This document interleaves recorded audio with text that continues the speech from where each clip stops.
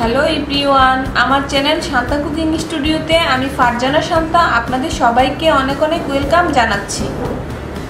আজকে আপনাদের জন্য আমি খুবই একটি সহজ রেসিপি নিয়ে এসেছি, সেটি হলো গুঁড়ো দুধের সন্দেশ। আর আমার গুঁড়ো দুধটি ফুল ক্রিমের গুঁড়ো দুধ। ফুল ক্রিমের গুঁড়ো দুধ হলে ভালো হয়। আর এই রেসিপিটিতে খুব কম আইটেম লাগে, খুব সহজে এই গুঁড়ো দুধের সন্দেশ তৈরি করা যায়।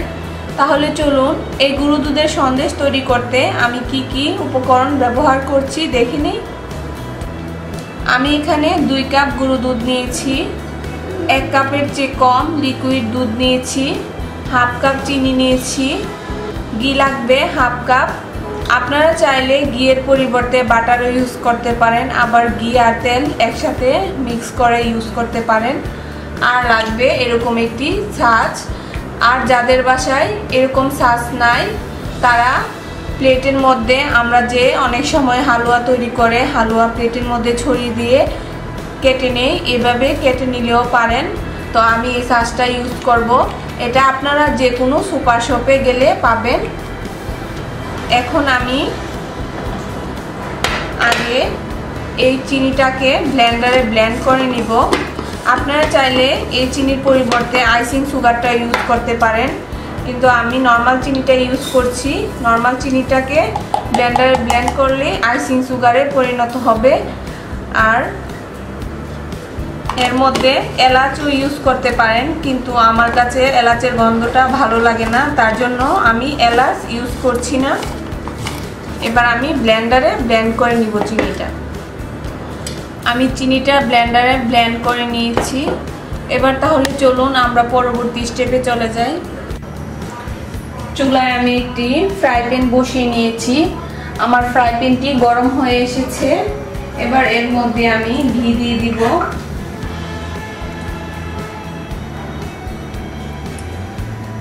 ঘিটা গলে আসার জন্য আমি অপেক্ষা করব। আর মিষ্টি জাতীয় জিনিসে ঘি দিলে, যেমন সন্দেশ, হালুয়া, এগুলোতে যদি ঘি দেওয়া হয় তাহলে এর স্বাদটাই দ্বিগুণ বেড়ে যায় এবং ফ্লেভারটা অনেক ভালো হয়।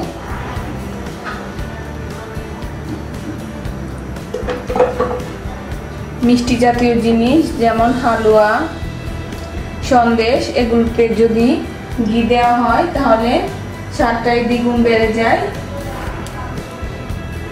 আবার ফ্লেভারটাও অনেক ভালো হয়। ঘিটা গলে এসেছে। এবার এর মধ্যে আমি দুধটা দিয়ে দিব।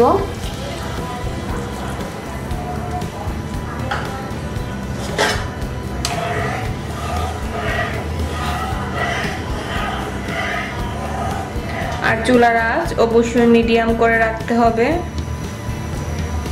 এবার এর মধ্যে আমি গরুর দুধটা অর্ধেক দিব। প্রথমে দিয়ে আগে মিশিয়ে নিব, কারণ একসাথে সবগুলো যদি আমরা দিয়ে দেই তাহলে মিশবে না, দলা বেঁধে যাবে। তার জন্য আমি অর্ধেক অর্ধেক করে ইউজ করছি।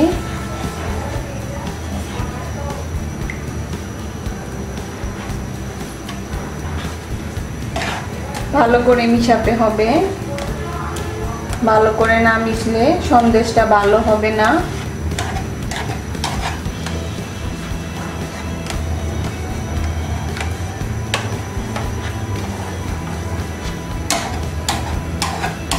আর সন্দেশ তৈরি করতে গেলে সবসময় নাড়াতে রাখতে হয়, না হলে নিচে লেগে যাওয়ার সম্ভাবনা থাকে।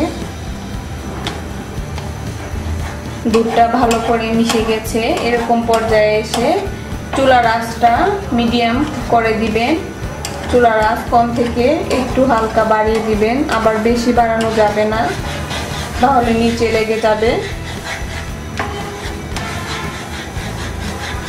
এখন আমি ঘন হওয়ার জন্য অপেক্ষা করব।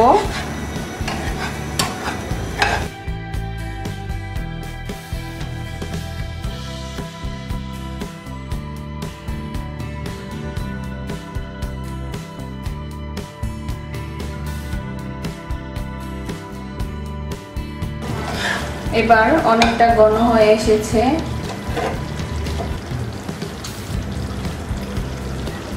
এবার এর মধ্যে আমি আইসিং সুগারটা মিশিয়ে নিচ্ছি।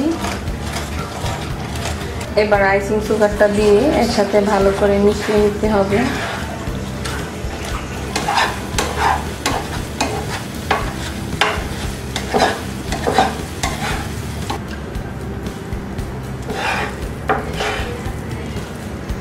হয়ে গেছে ভাজা, দেখতেই পাচ্ছেন। এভাবে নাড়া দিলে কড়াই লেগে থাকছে না। এখন আমি এটাকে নামিয়ে নিব। তারপর একটু ঠান্ডা হলে হাত দিয়ে ধরা যায়, এরকম হলে আমি সন্দেশগুলো তৈরি করে নিব। এগুলো একটু ঠান্ডা হয়ে এসেছে। এবার আমি এরকম একটা বল তৈরি করে নিয়েছি। বল তৈরি করে বলটাকে আমি এর মধ্যে দিয়ে দিচ্ছি। তারপর এই সসটা আমি এভাবে দিয়ে দুই দিক দিয়ে সমানভাবে চাপ দিব। তারপর বাড়তিগুলো এভাবে ফেলে দিব।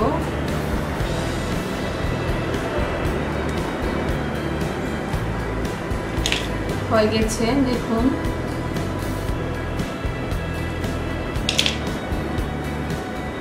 হয়ে গেছে আমার সন্দেশটি, দেখুন কত সুন্দর হয়েছে। আর আমি এটাকে একটু বেশি ভেজেছি, কারণ আমার কাছে একটু কালার হলে দেখতে বেশি ভালো লাগে, খেতেও ভালো লাগে বেশি, তার জন্য আমি এরকম কালার করেছি। আপনারা চাইলে আর একটু কম ভাজতে পারেন। এভাবে আমি সবগুলো বানিয়ে নিব। ভিউয়ার্স, দেখতেই পাচ্ছেন তৈরি হয়ে গেছে আমার গুঁড়ো দুধের সন্দেশ। এই সন্দেশ কিন্তু তৈরি করা খুবই ইজি।